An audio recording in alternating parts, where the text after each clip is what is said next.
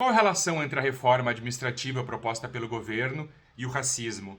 A proposta do governo poderia colaborar na luta antirracista? Essa foi uma hipótese levantada em um artigo publicado em meados de novembro no site Jurídico J, que trouxe, entre outros temas, a representatividade no serviço público. Com base em dados da Força de Trabalho do Senado, que mostrariam que o percentual de pessoas negras entre os servidores comissionados seria maior do que entre servidores concursados, o artigo argumenta, então, que a reforma administrativa, por expandir a quantidade de servidores comissionados, poderia, assim, reduzir a disparidade racial no serviço público. Um outro artigo publicado semana passada no Estado de São Paulo, no entanto, refuta esse argumento, com base em dados do IPEA, e mostra que em 2014 o percentual de pessoas negras entre servidores públicos federais era de 40%, mas esse percentual entre servidores comissionados era apenas de 30%. Assim, uma ampliação dos cargos comissionados deveria levar não a uma redução, mas até mesmo a um aumento da disparidade racial no serviço público. Além disso, o artigo mostra que há muita disparidade na composição racial nas carreiras do serviço público, de acordo com a sua remuneração.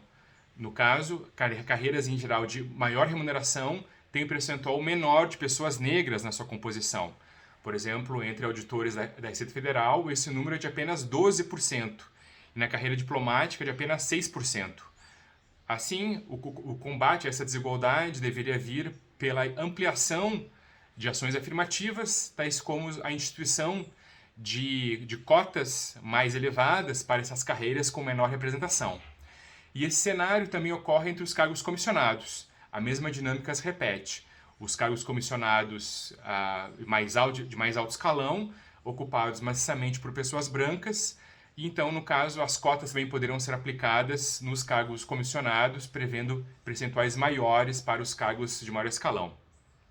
Além disso, a reforma administrativa, como ela propõe regimes jurídicos distintos para servidores, ela pode acabar aumentando também a disparidade racial por outros meios.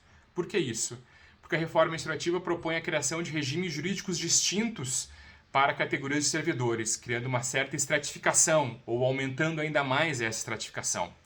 Assim, haveria um regime jurídico diferente para as carreiras típicas de Estado e das carreiras consideradas não típicas de Estado. Ora, a tendência clara é que essas carreiras típicas de Estado sejam justamente aquelas carreiras que hoje têm maior remuneração e, como vimos, são ocupadas majoritariamente por pessoas brancas, enquanto as de menor remuneração, então, provavelmente cairiam nessa categoria de carreiras não típicas. Com isso, o próprio regime jurídico dos servidores públicos poderia passar a ter uma conotação racial.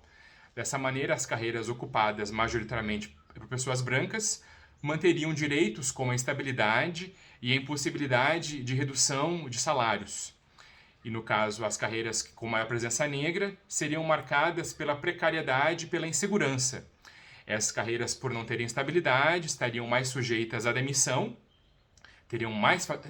as pessoas poderiam ser mais facilmente demitidas em processos decisórios, inclusive onde o próprio racismo pode fazer presente. Elas também poderiam ter suas remunerações reduzidas de forma unilateral pela administração. E, além disso, seus vínculos seriam mais precários, seriam muitas vezes vínculos temporários e seriam submetidos a processos seletivos simplificados, onde o próprio racismo pode afetar o resultado. Dessa maneira, não parece que a reforma administrativa proposta pelo governo irá reduzir a desigualdade racial já grande existente hoje dentro do serviço público. Poderá, inclusive, aumentar esse racismo, criando mais mecanismos estruturais para a preservação, para a promoção desse racismo, o que é justamente o oposto da agenda que o país precisa com urgência.